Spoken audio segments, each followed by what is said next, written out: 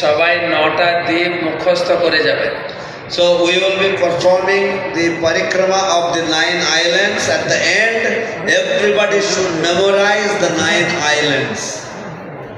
শাস্ত্রে বলা হয়েছে নবদ্বীপ হেন গ্রাম ত্রিভুবনে নাই, যথায় জন্মিলেন চৈতন্য গোসাই।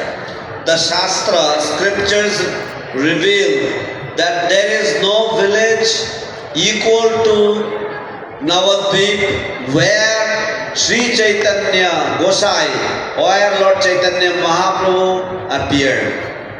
ক্রেতেতু পুষ্করম তীর্থ, সত্যযুগে ছিল পুষ্কর তীর্থ খুব বিখ্যাত। In the age of Treta Yuga, Pushkar Tirtha was very famous and celebrated. ত্রেতায়াম নৈমিষম তথা, ত্রেতা যুগের তীর্থ ছিল Naimisharanya. And in Treta Yuga, the place, the celebrated place of pilgrimage was Naimisharanya. তারপরে তো কুরুক্ষেত্র, তারপর যুগে তীর্থ ছিল কুরুক্ষেত্র, যেখানে ভগবান সব বড় বড় ব্যক্তিকে ডাকে গীতার জ্ঞান শুনিয়েছেন, ভক্তি শাস্ত্রী করিয়েছেন, তারপরে যুদ্ধ করে হত্যা করে সবাইকে মুক্তি দিয়েছেন। And Kurukshetra. in Dwapara Yuga, the celebrated place of pilgrimage is Kurukshetra, because the Lord invited and called all the important people there, gave them the Bhakti Shastri degree, gave them the knowledge of the Gita, and then shot arrows at them and sent them all back to Godhead. তাহলে সত্যযুগে পুষ্কর, ত্রেতা যুগে নৈমিষারণ্য, দ্বাপর যুগে কুরুক্ষেত্র, কলিযুগে কি?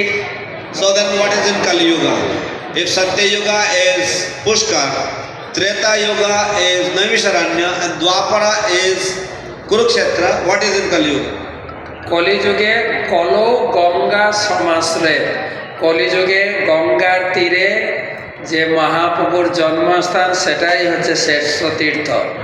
So in the age of Kali, on the bank of the Ganges, the abode of the Lord that is situated, this Navadvip, one should take shelter of that holy place. সেই বৃন্দাবন তো বানিয়েছেন কৃষ্ণ, যেটা উত্তরপ্রদেশে বৃন্দাবন, আর এটা বানিয়েছেন রাধারানী।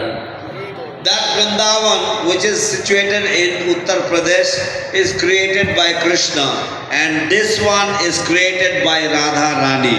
সেই জন্য শাস্ত্রে বলা হয়েছে সব তীর্থভ্রমী যদি ফলদগ হয়, নবদ্বীপ তার ভাগ্যে বাস হয়। যদি সব তীর্থ ভ্রমণ করে যদি পুণ্য